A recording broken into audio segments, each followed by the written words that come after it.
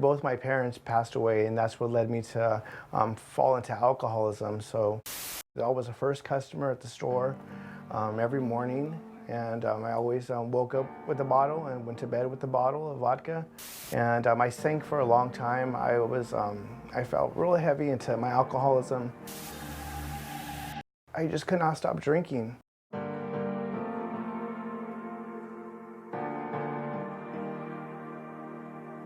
So at the darkest point in my life, I was a struggling addict and I was trying to take care of my daughter.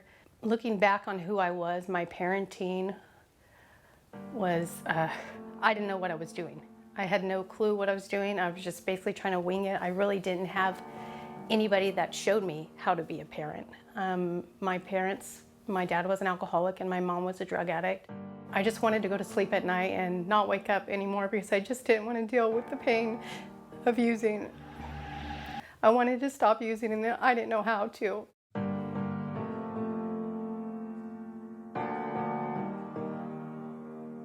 I was dealing with intense grief and loss, and plus alcoholism to cope with that. So on January 23rd, 2018 is when I came to the mission, and that was really my first experience with caring Christians. When I ran out of money and I needed money to basically pay rent and to get my drugs, I had my friends steal from my parents' house.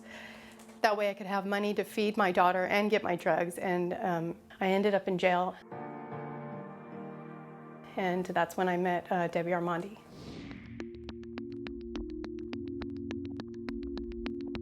Stephanie was such a beautiful person. What I noticed most about her right from the beginning, she would come to my classes at Lerdo and she came to every one of them. And so I started talking to her one-on-one, and you could just see there was such a at that time, heaviness and brokenness and just so much going on in her life, and she wanted change.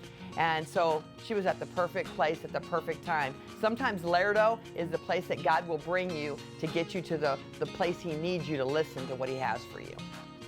When I met Debbie Armandi and listened to her talks and her testimony, and knew that I wanted what she had, she told me that it was God in her, is what it was, and so that's what I wanted. And I went to the chaplain while I was at Lerdo, and I got saved. And then shortly after that, Debbie told me about the mission. And I really thought about it and thought, you know what, I'm almost 4 months clean. I don't think I even really need a program. But then I just felt the Holy Spirit prompting me, like, you do, you need a program. So I told Debbie, yeah, I would like to get into the mission when I get out of here. I was in the program and worried about what was going to happen with my daughter and still focus on my program.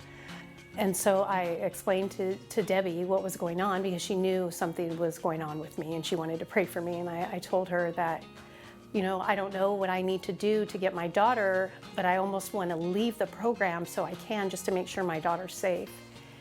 And Debbie said, well, how about if I take her until you complete the program? I'm pretty sure I did tell her yes right then that we would do it. And then I went outside and went, ooh, now I'm gonna need to tell my husband. And he was actually really good with this, which surprised me, because that you think those are kind of conversations you talk it over. Well, what it allowed was Stephanie to finish the program and not have to worry about her daughter. But what else it did is it taught us something that really hit home, because I was in foster care and I never really thought about what that was like in detail, like what it was like for me that first night, spending the night somewhere that I didn't know anybody. And so I could see that in her eyes when I put her to bed that night, like, where am I and what's going on? But what it also did for me was help me realize that we need to do something new on parenting. And so I went to the Lord and I said, we got to do something. How do we explain this to the men and women at the mission, and then also everywhere else? Because this is a big concern. You just don't really understand. And I couldn't find any curriculum, and that's when the Holy Spirit just said, you're going to write it and you're going to put it together, and that's what happened.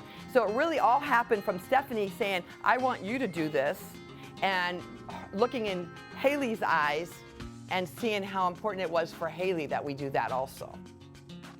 So life for my daughter has changed tremendously. She has her mom back, so she is overjoyed. We have a relationship that we've never had before. We have a connection we've never had before. And the best thing of all is I get to teach her about God's love and what God has done for me in my life. Life with my family, relationships with my family have been restored. I got a car, I got a job, I got my own place, I got my daughter back.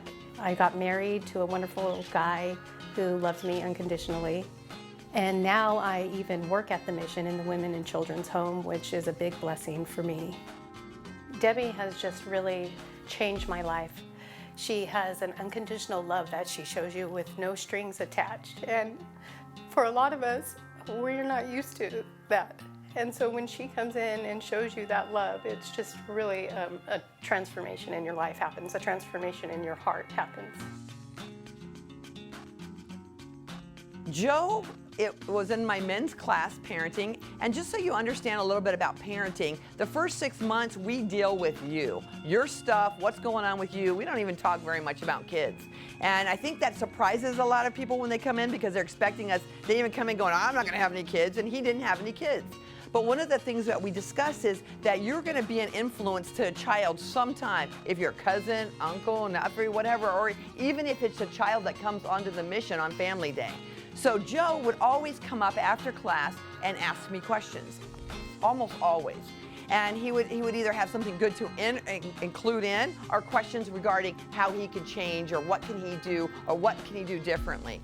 And it was just amazing, again, to watch him because there were a couple times I watched him leave class and he was looking like, I don't know if I really agree with what she just said. And then he'd come back the next week and you could see that God was doing a work in his life. Miss Debbie's a very intense, just a mover and shaker, so I kind of wasn't sure how to receive her, but then I realized after a few weeks that she wants to be our friend, she wants to be my friend, she wanted to know my story. So she's a spiritual mother, mentor, friend to me, and it was just really important for me to have a godly woman in my life because she incorporates the life skills with teaching us the gospel. So it's a great combination of both, and it made me want to just be a better uncle. And I went to LA this past weekend, and I was able to just be just a transformed uncle. You know, even though they're my niece and nephews, I still consider them like my kids. I don't have children of my own, so it was just just an opportunity to show them Jesus and how I've changed.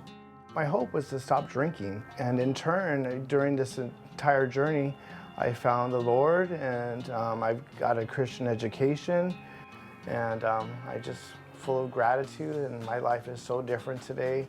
I've been blessed with the Section 8 voucher, with the 2-bedroom home. I'm grateful for Miss Debbie Armande. My first weekend that I was in my new house, she brought me a fancy air mattress. She brought that over and she prayed for my house. He blessed me with the opportunity to be a case manager here at Flood Ministries.